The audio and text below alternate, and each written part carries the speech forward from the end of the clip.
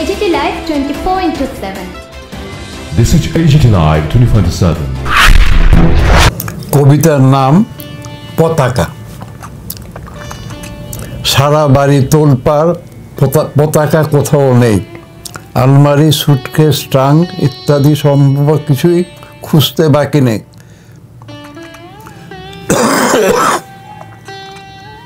সময়ে থাকতেই বরং আরেকটা কিনে আন, ভোরেই টাঙাতে হবে।